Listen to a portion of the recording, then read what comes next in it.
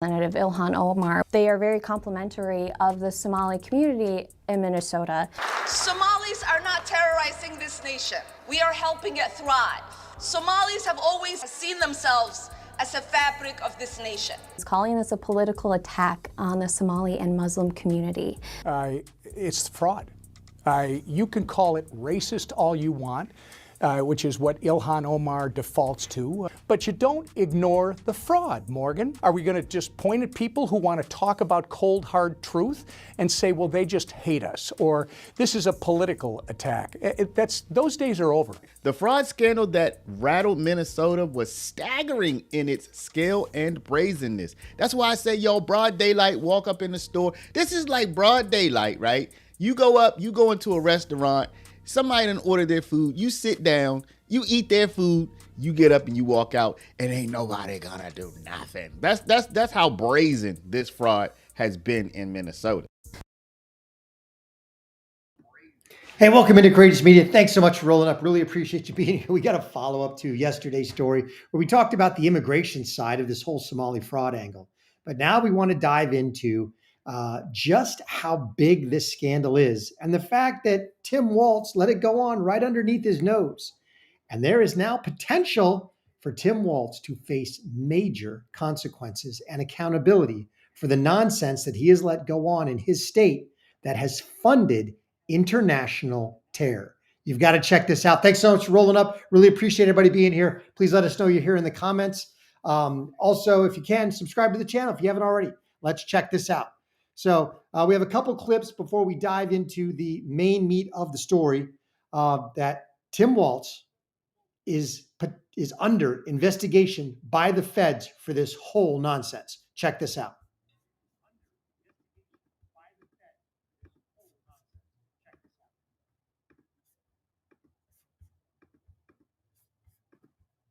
Our future operation.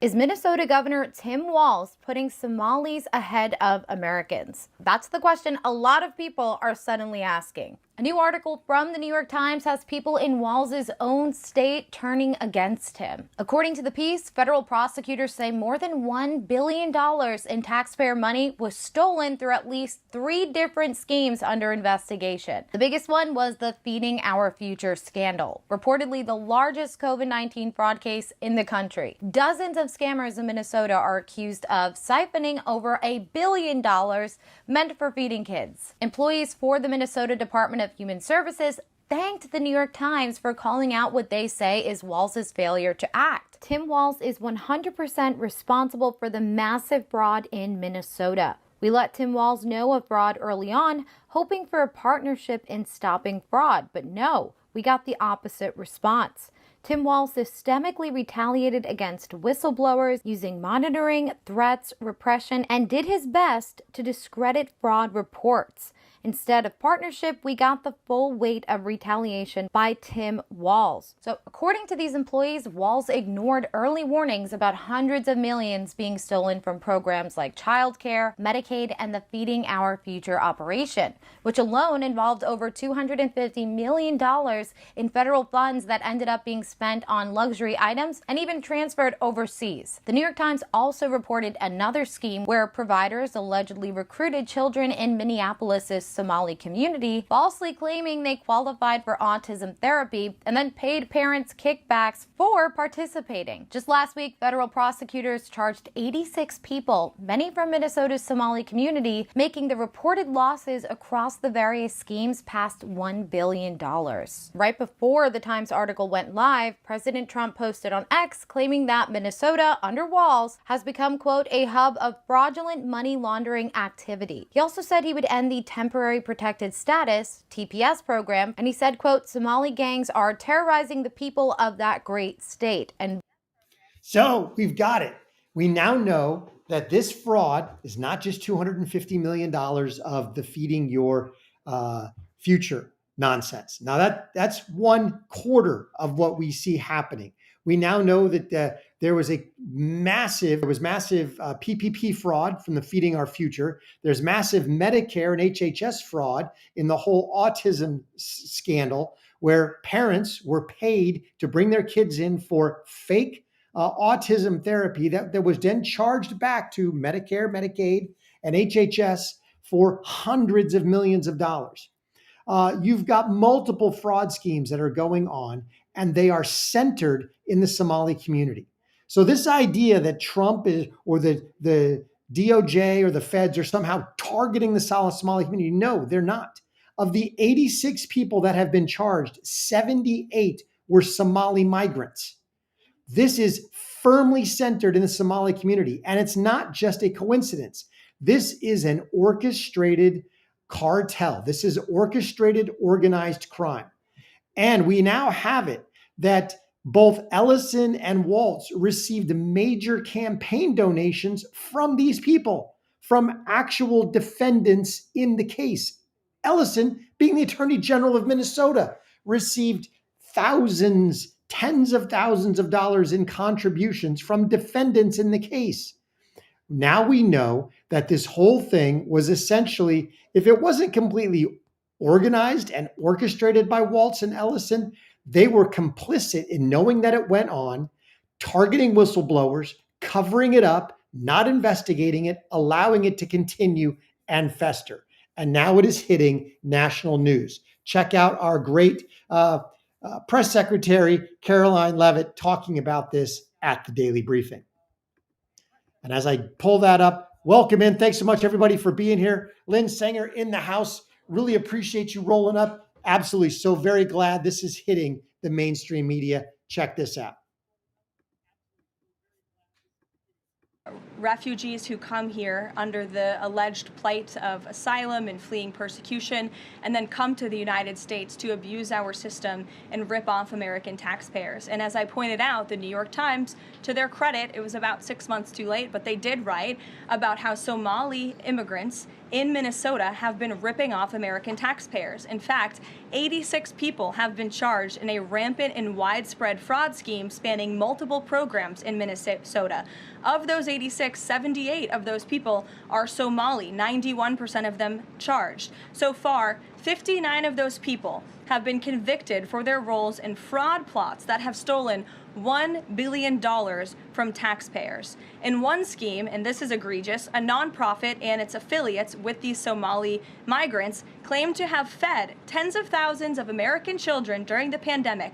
They were reimbursed for those meals by taxpayers. However, federal prosecutors found that almost all of those meals were never even delivered to hungry children. In fact, those organizations' leaders spent the money on houses, luxury cars, and real estate in Turkey and Kenya. Another scheme involved hundreds of organizations who were reimbursed for services that were supposed to help people at risk of homelessness. Once again, those services were never provided.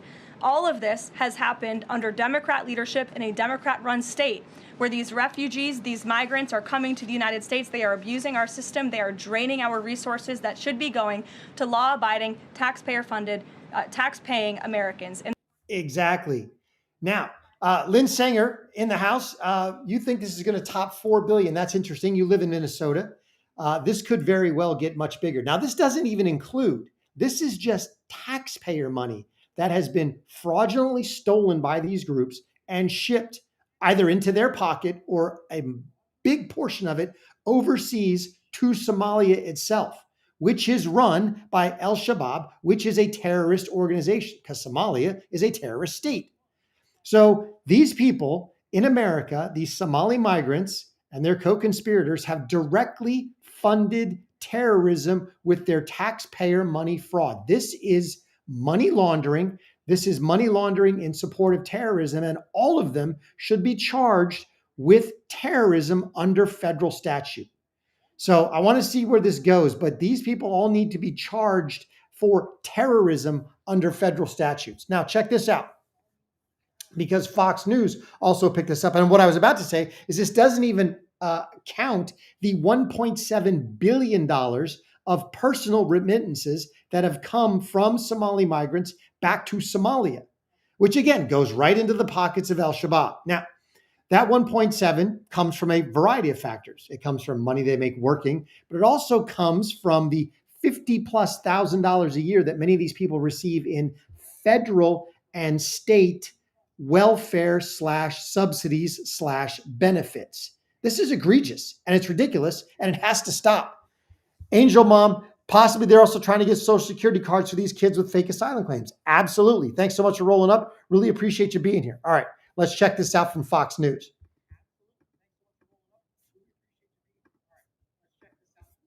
To the next story in Minnesota, revolving around Governor Tim Walz. Yes, in Minnesota, you have a big Somali population.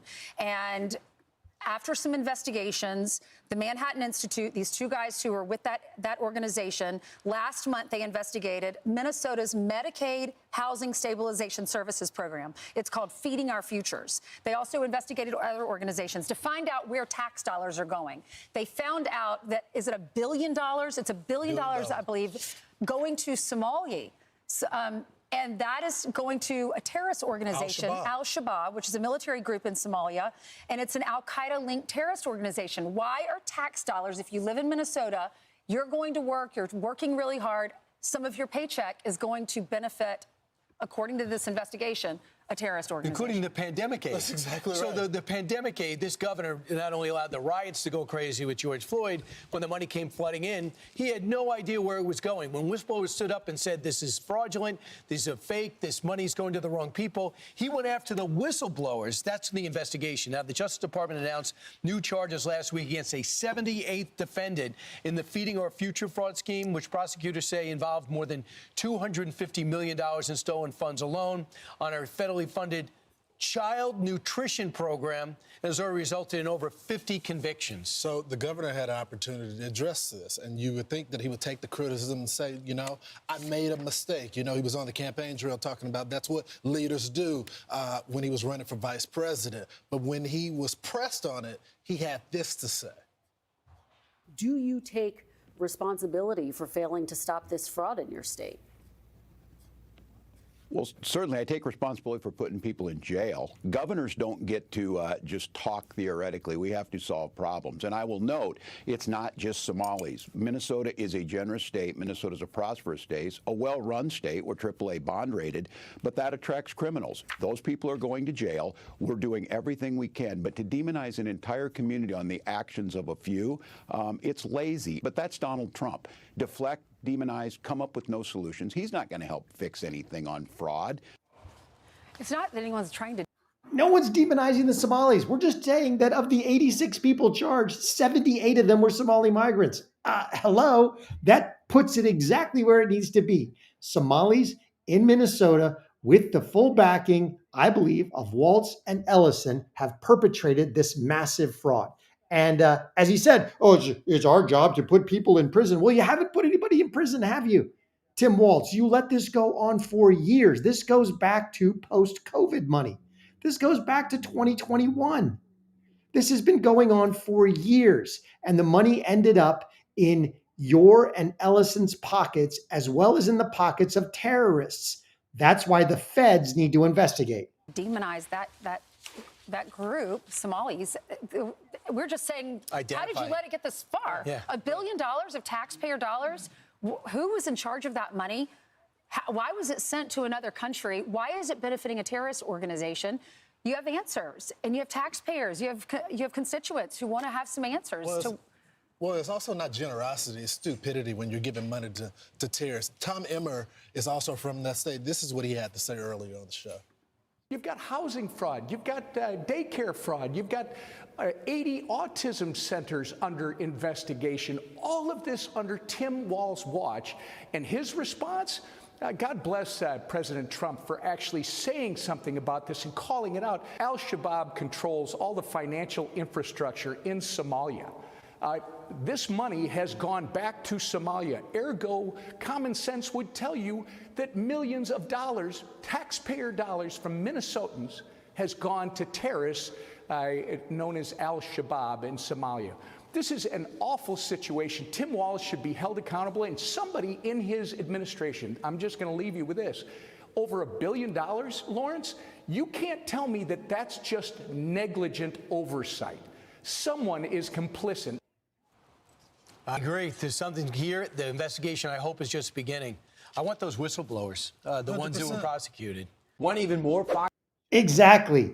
Tim Walz and Ellison are complicit. Now, just check this out, because I wanted to show you this because we've got, we bring the receipts in terms of them taking donations from these people specifically to try to make this go away. There was a reason that Walz and Ellison prosecuted the whistleblowers. Check this out. On December 20th, Ellison accepted 4 campaign contributions totaling 10 grand, 4x the max of $2,500. Gandhi Mohammed, defendant number 69, and Ikram's brother, Gandhi, has pled not guilty. Donor number 2 was a man not mentioned above whose voice can be heard on the December 11th recording, but who has not been charged with any wrongdoing. A third donation was given by a man also not charged in the case, whose name was mentioned in open court. So they're all associated, they're all affiliated somehow with this fraud. That same day, Ellison's son, City Council member Jeremiah Ellison, accepted campaign contributions from Gandhi and Keith Ellison's donor number 2. So you've got Ellison, the Attorney General, appointed by Walz, taking donations, massive campaign donations from the fraudsters themselves. Now, the follow-up is the feds are now involved and the investigation is happening. This is great news. Check this out because it looks like one of Trump's super warriors, Besant, might be getting involved. Could some of the money stolen in one of Minnesota's fraud cases have gone to a terrorist group? That's what the federal government is now investigating.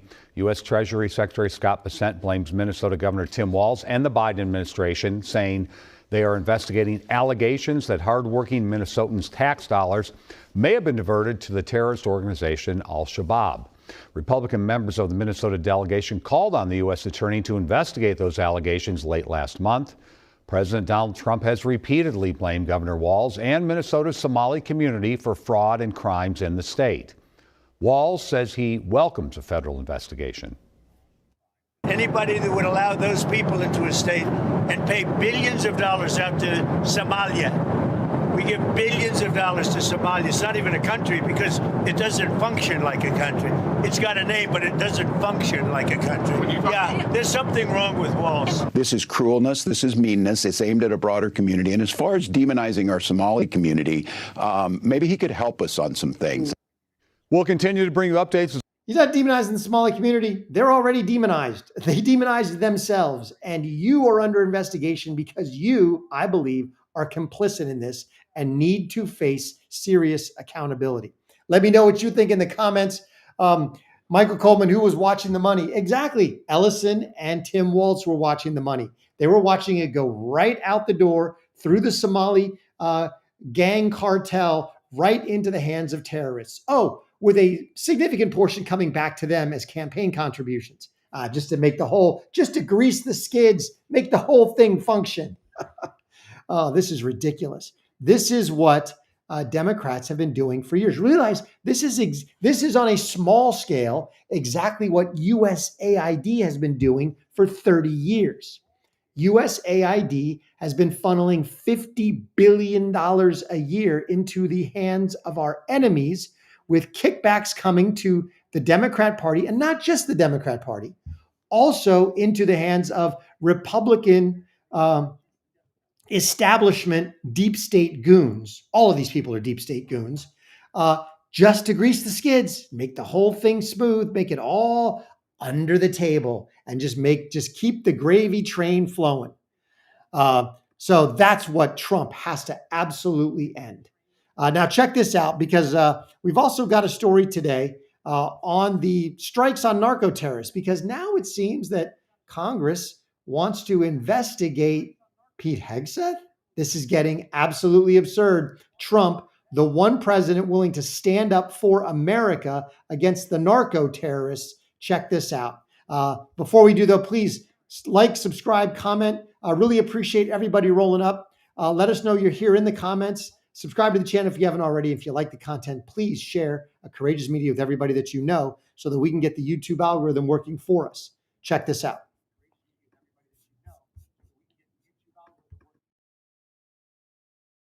Fox News alert, Trump just went for the kill shot. The U.S. military successfully carried out a precision strike in the Caribbean. 11 Tren de Aragua terrorists became shark bait. The cocaine speedboat obliterated. The sharks having a fiesta. And Venezuela's on notice.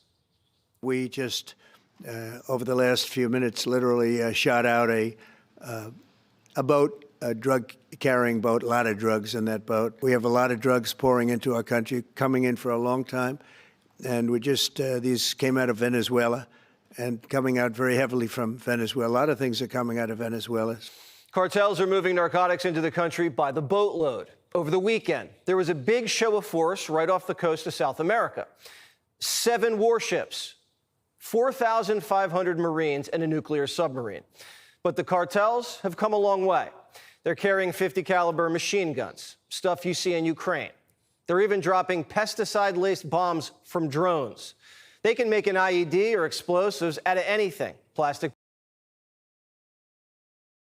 I wanted to stop there because this is really about the strikes on narco-terrorists that has been happening now for several months to significant effect. And Trump has also said, he has hinted, foreshadowed that we will be striking land targets soon in and around Venezuela, in Colombia, and other places. Because the idea is to go after the source of these drugs that kill 100,000 Americans a year. 100,000. Realize that we went to a 20-year war in the Middle East, over 3,600 Americans that were killed during 9/11. But no, 100,000 a year die at the hands of fentanyl, which is a coordinated effort between the Chinese Communist Party, which sends over the precursor materials, and the drug cartels in both Mexico, Venezuela, Colombia, Nicaragua, other places that assemble those into fentanyl and even press them into, pills that look like they're pharmaceutical drugs, all the above that kill 100,000 Americans a year. And Trump has said enough is enough. Well, Pete Hegseth joined in on that, and hence where the ire of Congress is coming from. Check this out.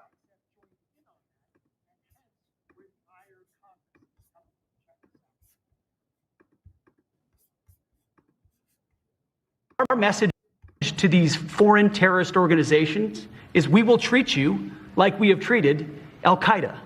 We will find you, we will map your networks, we will hunt you down, and we will kill you. And you've seen that evidence in the maritime domain, whether it's in the Caribbean or in the Pacific with the last 2 strikes. We know exactly who these people are. We know what networks they work with, what foreign terrorist organizations they're a part of. We know where they're going, where they originated from, what they're carrying. And our message to— So this was Pete Hegseth. This is what has drawn the ire of the establishment types, the deep state goons, the Democrats, the Republican rhinos in Congress, where he basically said, we're going to find you, we're going to kill you. Now, make no mistake, the seditious 6 who posted that ridiculous video telling the military to disobey orders, they were targeting 2 major things. They wanted to plant seeds of doubt in the United States military. And I think all of them should be prosecuted, by the way. Not only should they court-martial Kelly, they should court-martial Goodlander, because I believe she's still a member of the reserves, either Army or Navy. Those 2 should be court-martialed. Everybody else should be prosecuted by the DOJ. But that's my thoughts on that. Anyway, they were targeting, they were going after 2 things. One was Trump sending the United States military, specifically the National Guard, to support ICE operations around the country. They wanted to fester and foment doubt in those people's minds. The other thing that they had in their head when they posted that ridiculous, seditious video was the strikes on narco boats. Because God forbid we drone strike something other than a Middle Eastern terror group over in Iraq or Iran, and oh, by the way, when Obama did it 10,000 times, not a problem. Trump does it, and Trump does it actually to the benefit of America and not to its detriment. And all of a sudden, all the deep state goons are in full force. Why? Because they're getting money from the cartels. Let's be honest. This is a giant circle jerk, just like USAID, just like the fraud in Minnesota. They're all getting money from these people. And they don't care about 100,000 Americans dying. So Pete Hegseth basically went all in on the strikes on narco boats. And now, because the seditious 6 didn't work, it got such a backlash from not just Republicans, real ones, and conservatives, and military members, and Trump, and Hegseth, But also, even the mainstream media wasn't buying into the seditious six nonsense. So they've now pivoted. Now they've got Congress trying to go after Hegseth. Now, check this out, because I love this quote from Jim Hansen, because as a member of the United States military, I completely agree with this. And True Moose, thanks so much for that comment. Really appreciate you rolling up. Thanks for being in the stream today. It's amazing. You guys are awesome. Lynn Sanger, Resnap in the house. You guys are amazing. All right, let's check this out. So this is Jim Hansen. I have taught the law of armed conflicts to U.S. multinational allied troops. It's comical to have the online experts inform me that the laws of war do not apply to killing terrorists because Congress didn't declare war. Congress didn't declare war for 20 years in the Middle East, and we put troops on the ground in Iraq, troops on the ground in Afghanistan, troops on the ground in Syria. We drone striked 10,000 people, 10,000 times in all of those areas with troops on the ground. And nowhere did Congress declare war. They simply stood back and allowed the War Powers Act, as it was written, to enable the president to do whatever the hell he wanted. Both Bush and Obama. Secondly, so that's wrong right there. Second, you can't make a second strike on a boat you're sinking because it might have wounded on board. Wrong. It's murder to kill designated terrorists. Wrong. All these things are wrong. I'm sorry if it makes you sad that our commander-in-chief has decided to stop letting cartels kill Americans by smuggling poison, 100,000 a year. And just so, a little bit of edification. I love these things. Here's another video of a narco boat getting blown to smithereens. Now, what is he talking about? So I want to dive into this story because here's where where Congress thinks they have some, or the establishment, the deep state goons, hope they have something to stand on. Check this out. As they were asking Department of War what was going on with second strikes on boats. Check this out. In his social media post, Secretary Hegseth didn't go into details about that strike. He just said U.S. operations in the area were lawful, and he said that the story and media reports were fabricated. So to be clear, does the administration deny that that second strike happened, or did it happen and the administration denies that Secretary Hegseth gave the order? The latter is true, Abe, and I have a statement to read for you here. President Trump and Secretary Hegseth have made it clear that presidentially designated narco-terrorist groups are subject to lethal targeting in accordance with the laws of war. With respect to the strikes in question on September 2nd, Secretary Hegseth authorized Admiral Bradley to conduct these kinetic strikes. Admiral Bradley worked well within his authority and the law, directing the engagement to ensure the boat was destroyed and the threat to the United States of America was eliminated. And I would just add one more point to remind the American public why these lethal strikes are taking place. Because this administration has designated these narco-terrorists as foreign terrorist organizations. The president has a right to take them out if they are threatening the United States of America and if they are bringing illegal narcotics that are killing our citizens at a record rate, which is what they are doing.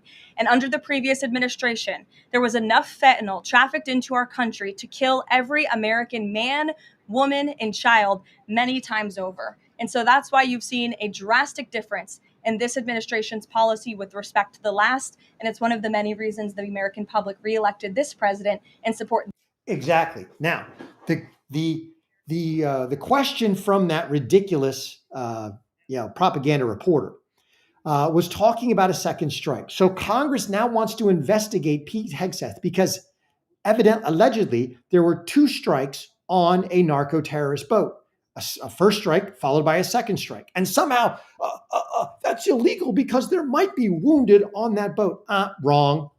The only thing in the Geneva Convention that prevents you from killing wounded is if they are prisoners of war. Guess what? You can drop multiple bombs on the same target. Ostensibly, the first bomb is going to either kill or wound people. And so if you drop a second bomb, you are automatically targeting either wounded or killed people. It's ridiculous. The whole argument is nonsensical. There was a kinetic strike on a boat. Based on video evidence, they determined that the boat was not severely damaged enough, so they ordered a second strike. Those foreign terrorist combatants are subject to the same laws that all foreign terrorists are, and that is that they can be killed while they are engaged in terrorist activity. It doesn't matter how many strikes. They could have done 10 strikes on the boat. They could have kept lobbing bombs into a hole in the water. It doesn't matter. So none of that is against the law. And so you've got, this is where the establishment goons in Congress, the rhinos, the anti-Trump, never Trump, America-hating Republicans are siding with the America-hating globalist cabal Democrats to try again to discredit and or take out Trump's most effective cabinet members. Check this out from Bannett and Pasolik.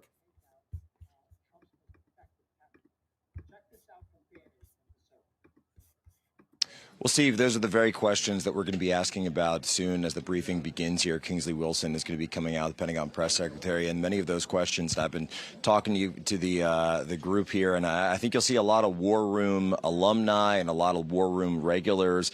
We get the great Brianna Morello is here, Laura Loomer is here, Matt Gaetz is here, Savannah Hernandez, Monica Page. So it's really a murderer's row of folks who, by the way, and people are saying, oh, this new Pentagon press corps, they're lapdogs, they're sycophants, they're all the rest. I said, hold on a second. These are not exactly people who are fans of the military-industrial complex. They're fans of MAGA world peace. And there's a lot of people who have very serious questions, even libertarians here from Zero Hedge. We got Liam Cosgrove over here from Zero Hedge, who are going to be asking serious questions about what exactly is going on in Venezuela. There's certainly going to be questions about the drone strikes. Admiral Bradley, who, by the way, I was familiar with Admiral Bradley during his tenure down at in the Navy down at DevGru.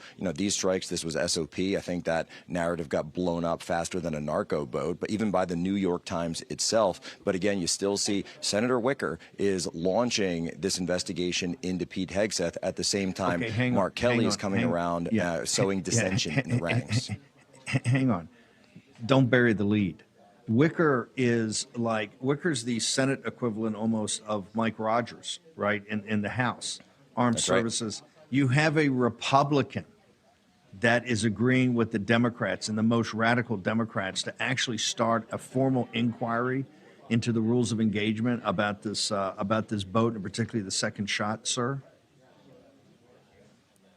Steve, that's exactly right. And I'll tell you something. If Charlie Kirk were here right now, he would be lighting up the senators on that committee right now. Mark Wayne Mullen, Eric Schmidt. There's so many good senators on there to say, guys, what is going on? Why is a Republican committee putting President Trump's Secretary of War under investigation for doing his job? And by the way, following the SOP of drone strikes that has been going on for over a decade. Why are Republicans in the Senate undercutting President Trump's own cabinet secretary? Because they are deep state goons. That's why. And Mark Wayne Mullen, who seems to have been pretty solid, he needs to step up to the microphone and call out this nonsense. He needs to call out the chairman of that committee to his face that this is absolutely egregious, that President Trump, as the commander-in-chief, with Pete Hegseth as his deputy, the Secretary of War, have the ability, have the right, have the legal, not only capability, ability, but also the moral and legal obligation to carry out these strikes, because there's 100,000 people dying a year from this fentanyl crap. These foreign terrorist drug cartels need to be taken out all the way down to the root, wherever they exist, whether they exist in Venezuela, Nicaragua, Colombia, Mexico, or elsewhere. Find them and decapitate them, and then pull them up by the root. That means every single member, every supply chain, every hub, every manufacturing center should be bombed into oblivion. Now, the reason that they're going after Pete Hegseth, remember, these are the same Congress people that, they hemmed and hawed. They didn't want Matt Gaetz in there. They got rid of him. They tried to get rid of Hegseth. They couldn't do it. They don't want America First people in cabinet positions. They want the same deep state goons they've had for the last 50 years, where the gravy train keeps flowing, where they get to keep their huge campaign donations from the pharmaceutical industry, from the military industrial complex. They don't want any of that to come to an end. Well, Trump, for all my complaints about some of the things that Trump has done, he is absolutely going after the cartels, and he is absolutely stopping that gravy train. And the globalist cabal of corruptocrats are screaming because we are over the target. When the deep state screams, you know that Trump is doing something right. And that's what's happening here. These are deep state goons, all of them. 90% of the Republicans in Congress are actually Democrats. That was, I believe that was an old Bongino quote. Only about 10% of the Republicans are actually Republicans, are actually America First, are actually MAGA. Most of the Republicans in Congress are just establishment goons, and they will change their spots like a chameleon. They'll look conservative, they'll look America First if they need to get elected, or if Trump is in office. But put a Biden in office, and they'll go right along with this nonsense. Let me know what you think in the comments. Really appreciate everybody rolling up. I personally want to see strikes on land. I don't want to see boots on the ground other than special forces. I think we should do full on Clear and Present Danger, the movie on steroids, times 100. We should send SEAL teams all over the place and take out all of these narco-terrorists, take out their manufacturing centers, their supply chains, their storage facilities, drone strike them into oblivion. And where you need to take out people, hey, put a SEAL team in there, make it happen. Would love to see that. Let's put these narco-terrorists, let's bring them to their knees. Let me know what you think in the comments. Really appreciate everybody rolling up. Please smash that like button for me. Subscribe if you haven't already. And if you would, please share Courageous Media with everybody that you know. And if you'd like to, please join us as a member on YouTube, or please support the channel. We accept supers. Really appreciate everybody rolling up. Thanks for being here. Remember that God is good and he is sovereign. He is in control no matter what happens. So until I catch you next time, have a great weekend or a great week.